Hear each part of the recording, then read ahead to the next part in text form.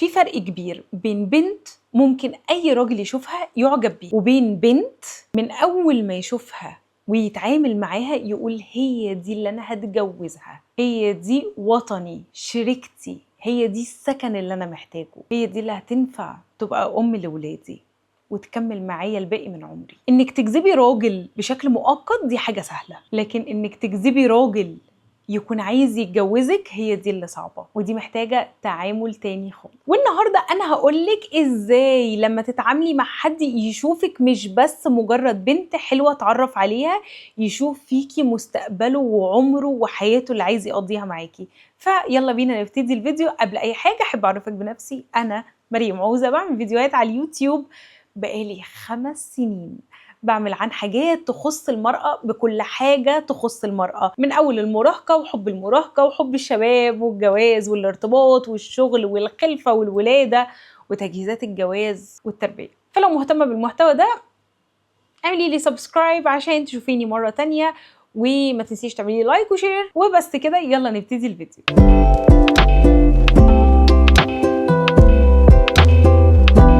الراجل دايما بيدور على السكن، الأمان، الحتة الهادية اللي هو هيرتاح فيها. أول حاجة الراجل بيدور عليها في الست، ماشي، وهي إنه يحس بالسكن، يحس بالألفة، يحس إن هو ده الوطن اللي هو محتاجه. عايز يحس معاكي إن هو عايش في هدوء، في سلام، في حياة رتيبة مملة. فاهمة؟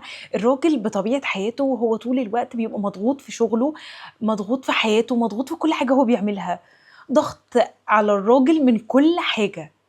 فبيبقى عايز يحس معاكي انت ان مفيش ضغط، ان هو على راحته، ان هو دماغه فيها صرصور الحقل.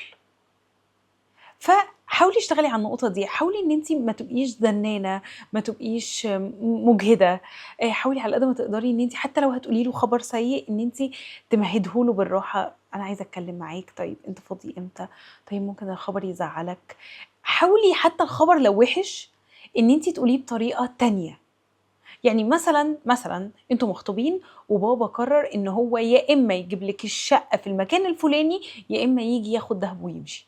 فده معناه لو انت هتكلمي فانت هتقولي له بابا مش عاجبه اللي انت بتعمله وبيقولك تعالى خد دهبك وامشي. فكده وترتيه وبوظتي النقطه اللي هو احنا بنتكلم فيها دلوقتي، اوكي؟ فهو هيجي ياخد دهبه ويمشي. لكن لو انت عايزاه فانت ممكن تقولي له انا حاسه انا مش مرتاحه في الشقه دي، طيب ايه رايك ندور على حاجه تانية، ايه رايك ندور على مكان تاني، طيب لما تبقى فاضي يا ريت تعرفني، احنا عايزين نختار مكان يناسبنا احنا الاتنين. فاهماني؟ طريقه الالقاء بتاعت الكلام بتختلف وبتحسس الشخص اللي قدامك ان هو مطمن. تاني حاجه وهي الامان. الراجل ما بيحصلش على الدعم، يعني غلبان. الرجاله والله العظيم مظلومه في المجتمع، ما بيحصلش على الدعم، محدش بيديله دعم. هو عايز لما يتكلم معاكي انك تسمعيه باهتمام من غير ما تحكمي عليه، لا انت غلطت، لا انت عملت، انت ازاي تقول له كده، انت ما كانش ينفع تكلم مديرك بالطريقه دي، ما هو كده هيرفدك. وتبتدي ان انت تصعدي الامور. هو عايز يحكي لك اللي حصل، فاحكي لي انا سامعاك، ماشي، طب وانت شايف ايه الحل؟ الكلام يبقى بالراحه، وهو يعني تكلميه بحيث ان هو يفتح قلبه ويحكي لك وتدعميه. طيب انت كان معاك حق، انت كنت حاسس بكده، صح، ماشي، معلش، عادي، ايه يعني، ايه اللي هيحصل يعني؟ تكوني بتسنديه. تالت حاجة وهي الاحترام المتبادل لرجولته. الاحترام ده حاجة، واحترام الراجل ده حاجة تانية خالص. والله العظيم لو انت عرفتي تقدري الراجل اللي معاكي، والله انت كده يا بنتي خدتي مفتاح قلبه كده اهو في ايديكي، وتقدري تفتحي بيه اللوك وقت ما تبقي عايز تفتحي، وتقفلي بيه وقت ما تبقي عايز تقفلي. بجد لو انت احترمتي رجولته، احترمتي ان في راجل في حياتك، مش بس ان انت تحترميه ان هو مثلا قال لك ما تنزليش النهارده فانت مش هتنزلي، لا، انك تحترمي الراجل، انك تحترمي افكاره، طموحه. يعني مثلا انتوا مثلا دلوقتي عايشين في مكان عشوائي، هو صحي من النوم قال لك انا هفكر ان انا اسافر امريكا. يا حبيبي، امريكا ايه؟ احنا اصلا قاعدين اصلا في عشه، امريكا ايه يا حبيبي؟ لا، قولي له يا ريت، ربنا يوفقك، ان شاء الله خير، ان شاء الله تعرف تلاقي احسن مكان في الدنيا، ان شاء الله تنقل حياتنا. فاهمه؟ قدري احلامه، يعني طموحه واحلامه وافكاره قدريها، ما تسخريش منه. اديله مساحته ان هو يقودك ويقود البيت بلطف.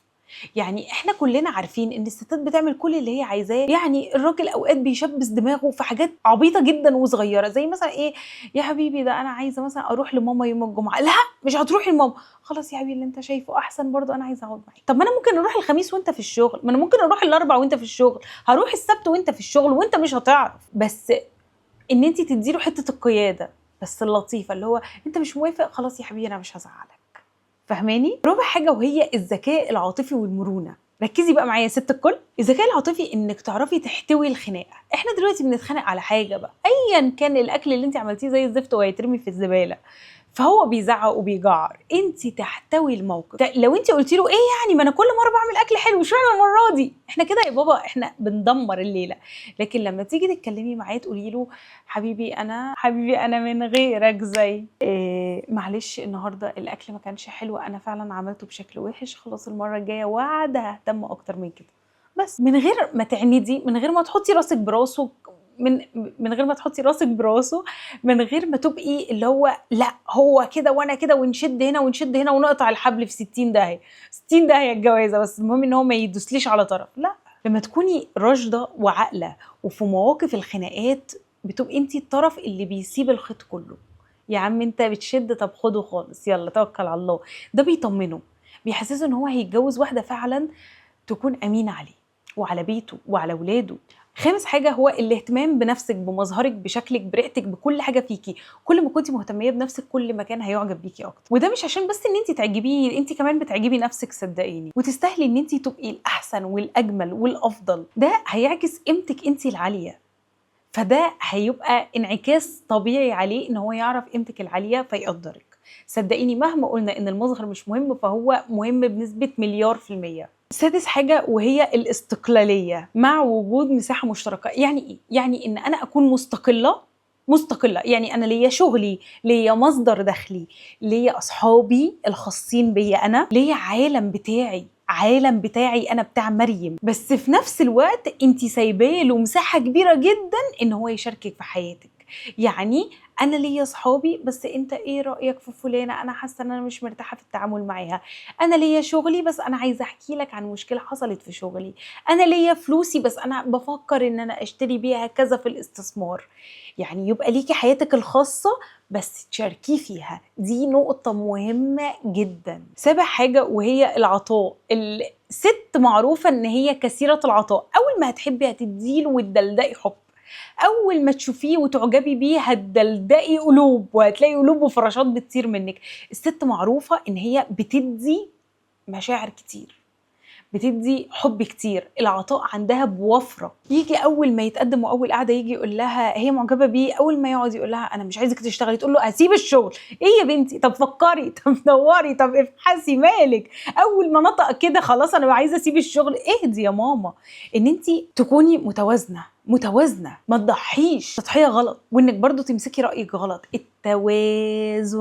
التوازن اللي في الحياه، توازن في مشاعرك، تدي حبة حب وتاخدي قصادها حبة حب، مش هندي على طول. الاهتمام، اهتمي بنفسك، اهتمامك انتي بحياتك ده هيخلي ليكي قيمة. مش اول ما يجي يقولك هتسيبي الشغل تروحي سايباه، انتي كده مالكيش قيمة.